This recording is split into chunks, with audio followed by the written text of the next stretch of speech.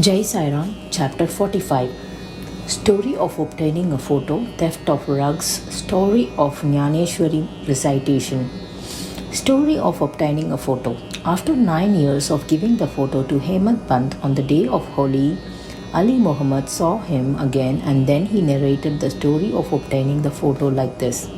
Ali Muhammad said that one day while strolling in Bombay, he purchased a photo of Baba from a shopkeeper.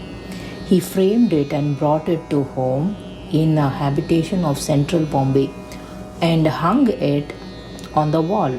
I had natural love for Baba, therefore I daily had his sight. When I presented this photo to you, Hemat Pan, that is Hemat Pan, 3 months before that incident, I had operated my foot due to swelling. I was in the house of my brother-in-law Noor Muhammad. My house was looked after for 3 months and at that time nobody was there. Only famous Baba Abdul Rahman, Maula Shahid, Muhammad Hussain, Sai Baba, Tajuddin Baba and photos of the saints were adorning there. But the cycle of time did not spare them also. I was ill there, Bombay, then why should those photos have trouble there? It seems that they are also not free from the cycle of birth and death. The condition of others' photo became according to their fate, but only how the photo of Sai Baba could remain undestroyed, this mystery could not be solved by anyone. It shows the omnipresence and infinite power of Sai Baba. A few days later, back, I obtained a photo of Saint Baba Abdul Rahman from Muhammad Hussain Tharia Topan, which I gave to my brother-in-law Noor Muhammad Pir Bai, which was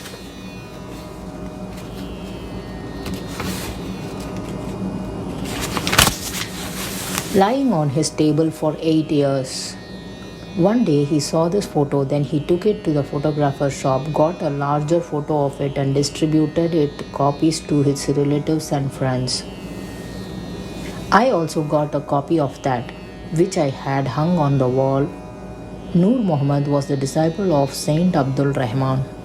When the common court of Saint Abdul Rahman Sahib was on, the same time Noor Muhammad stood before him for presenting this photo to him. Looking at the photo, he became very angry and ran to beat him and turned him out. Then he, that is Noor, felt very sad and depressed. Then he thought that he had spent so much money for nothing, the result of which was unhappiness and anger of his guru. His guru was a iconoclast. So, taking the photo in his hand, he reached to Porbandar, took a boat on hire, reached the center of the sea and threw the photo there. Noor Muhammad requested all his friends and relatives, asked back all photos, total 6, and threw them into the sea near Bandra by hands of a fisherman. At that time, was in the house of my brother-in-law. Then Noor Muhammad said to me that if you throw all photos of all saints into the sea, you will soon become well. Listening this, I sent my manager Mehta at my house and threw them all the photos of my house into the sea. When after 2 months I returned to my house, then finding the photo of Sai Baba handing as usual, I was highly astonished. I could not understand that Mehta threw all other photos into the sea, but how could this photo remain intact? I quickly took that photo and began to think that if my brother-in-law sees this photo, he will do away with it also. When I was thinking on this, that who will keep this photo with care, then Sri Sai Baba himself suggested that I should go and take advice from Maulana Isma Muzabar, do according to his will. I visited Maulana Sahib and narrated the whole story to him. After thinking for some time, he came to the conclusion that it will be proper to present this photo to you, Hemat Band, because you are the only worthy person to take care of the photo. Then we both came to your house and presented the photo to you in the proper time. Theft of rugs and story of Jnaneshwari recitation. Sribibi Dev, who was Mamla Thadar of Dahanu, had strong feeling of reading Jnaneshwari. Jnaneshwari is a commentary in Marathi language by Sri Jnaneshwar Maharaj on Bhagavad Gita. Along with other religious books, he used to read daily a chapter of Bhagavad Gita and a little bit of other books also. But when he started reading Jnaneshwari, then some ill thoughts came to his mind. Then, becoming helpless, he had to stop its reading. Then he decided that when Sai Baba himself allows him to read the book, only then I will start it reading. He came to Shirdi along with his family in month of February 1914. Then Sri Jog asked him, "Are you reading Jnaneshwari daily?" Sri Dev answered that I was very much wishful to read it, but in doing so I am not becoming successful. Now when Baba will permit me, then I will start it again. Sri Jog advised to present copy of it to Baba. When he returns it through his lotus hands, then start reading it. Sri Dev replied that I do not think this procedure proper, because Baba is omniscient and how can my wish remain secret for him? Will he not fulfill my heartfelt desire by giving permission in clear words? Sri Dev went and saw Baba and presented 1 rupee as donation. Then Baba saw from his asked from him rupees 20 more as donation, which he gave very happily. During the night he met Balakram and asked him how he has got the devotion and blessings of Baba. Balakram said after the Aarti of next day he will tell him the whole story. The next day, when Dev Sahib again came to see Baba in the mosque, then the Baba again demanded rupees 20 as donation, which he gave happily. The mosque being highly crowded, he went aside and sat at a lonely place. Baba called him, told him to sit near him. At the end of the Arati, when all people returned to their house, then Sri Dev visited Balakram and wanted to know his earlier history and inquired him about the preachings and meditations received from Baba. Balakram was just to answer all these things. In the meantime, Chandu, leprosy patient, came and said that Baba has called Sri Dev. When Dev reached near Baba, then he requested that what and from he was talking to. Sri Dev answered that he was listening his glory and fame from Balakram. Then Baba again asked him 25 rupees as donation and he paid it happily. Then Baba took him inside and making him to take his seat, after it putting blame on him, said that without my permission, why have you stolen my chindinas? Sri Dev answered that, hey God, as far as I remember, I have not committed any such work. But Baba was not ready to listen anything. He told him to search out properly. He searched but found nothing anywhere. Then Baba told him in anger, except you, nobody is here. You are the thief. Your hairs have gone grey, and after becoming so old, you have come here for robbery. After this, Baba, due to anger, was out of himself. He began to badly abuse and rebuke him. Dev kept listening everything with peace. He was having the doubt of being beaten, and after 1 hour, Baba told him to return to Vada. After returning Vada, whatever had happened, he told everything to Balakram and Jog. After the noon, Baba called Dev along with all, said that perhaps my words have hurt this old man. He has made robbery and he is not accepting it. He again asked rupees 12 from Dev, which he after collecting gave to Baba and saluted him. Then Baba said, Dev, what are you doing these days? Dev replied that nothing. Then Baba said, every day you read Pothi, Jnaneshwari. Go sitting in the Vada, seriously read it daily, and whatever you read, make others to understand it with love and devotion. I want to present you a golden Shila dupatta. Then why you go near to others with the desire of chindis? Does it look elegant to you? Having the permission of reading the Poti Jnaneshwar, Dev became very happy. He thought that he had achieved the required vision. Now I will be able to read the Poti with pleasure. He again bowed prostrate to him and said, Hey God, I am in your shelter. I am your ignorant child. Please help me in reading. Now he had clearly understood the meaning of Chindinya. Whatever he had asked from Balakram, that was Chindi itself. In this subject, the kind of work was not liked by Baba because he always remained ready to resolve any difficulty. He does not feel good, so inquire from others, so he rebuked and became angry. Dev took these words of Baba as auspicious blessing and returned to home satisfied.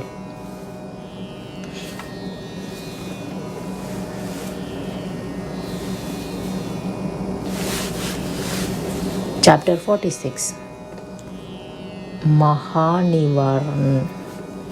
Indicated 2 years earlier, Baba left his mortal body after giving life to Tatya and Ramachandra. Feeding the hungry is to feed me, sigh in his last moments. Mahanirvan. Indicated 2 years earlier. Baba had a light fever on 28th September 1918. This fever persisted for 2 to 3 days. After it, Baba gave up the idea to take food, due to which his body began to become weak and lean. After 17 days, that is on 15th October 1918 at about 2:30, he left his body. This time is according to Professor G.G. Narke's letter of 5th November 1918, which he had written to Dada Sahib Karparde and was published in Sai Leela Patrika on page 7 to 8 first year. 2 years earlier, Baba had indicated that time of his taking Nirvan, but at that time nobody could understand it. The event is like this. On the day of Vijay Dasmi, during evening, the people were returning from Simo Glahan. Then Baba suddenly got angry, taking out the cloth of his head, kafni, langoti, tearing them into pieces, threw into the burning duni, getting ahuti, oblation from Baba. The flames of the duni became double and the shine of his face was shining more than it. He was standing totally naked, and his eyes were shining like burning coal. He spoke loudly in excitement to people. Oh, people, come here. Looking at me, make it totally confirm that I am a Hindu or Muslim. All were trembling with fear. Nobody was having the courage to go near him. After some time, his devotee, Bagoji Shinde, who was suffering from terrible disease, took courage, went near Baba, and anyhow put his langkot and said to him, Baba, what is this? Oh God, today is Dasera. Then striking his satka on the ground, Baba said, This is my Simo Glahan. Up to 11, his anger did not come down, and the devotees doubted about the procession being taken out. After 1 hour, he came to his usual condition and, as usual, wearing his dress, participated in the procession. By this event, Baba had indicated that to cross over the line, life, Dasara is the proper time, but at the same time, nobody could understand its real meaning. Baba gave some more indications, which are as follows. Baba left his mortal body after giving life to Tatya and Ramachandra. After some time, Ramachandra Patel became very ill. He was feeling very much troubled. All kinds of treatments were done, but of no avail. And becoming hopeless from life, he was waiting for the last minute of his death. Then one day at night, Baba suddenly appeared at his pillow side. Patil, catching hold of his feet, began to say, He has come up all hopes of his life. Now said, Do not worry. Your hundi has been taken back and you will soon become healthy. I am worried about Tatya only, that on Dasami, Vijay Dasami day of 1918, he will die. But do not open the secret before anyone, and do not tell it to him also, otherwise he will be afraid. Ramachandra now became quite healthy, but he felt hopeless for the life of Tatya. He knew that Baba's word never go false, and after 2 years only Tatya will leave from this world. He did not open this secret to anybody except Bal Shimpi. He was worried and sad for his life of Tatya. Ramchandra left the bed and began to go there and here. The time was passing quickly. The Bhadrapada, August of 1840, Saka, was coming to an end, and the month of Ashwin, September, was going to start, and the words of Baba came true. Tatya fell ill and he became bedridden. His condition became so critical that he was unable to go for the sight of Baba. This side, Baba was also feeling suffering, and Tatya had full faith on Baba, and Baba on God Sri Hari, who was his defender. Tatya's condition had worsened by now.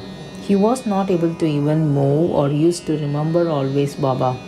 Here the condition of Baba also became serious day by day. The day of Vijayadashmi told by Baba had come near. Then Ramachandra Dada and Balashimpi became very fearful. Their bodies were trembling, sweating was passing through. That is the last Tatya now.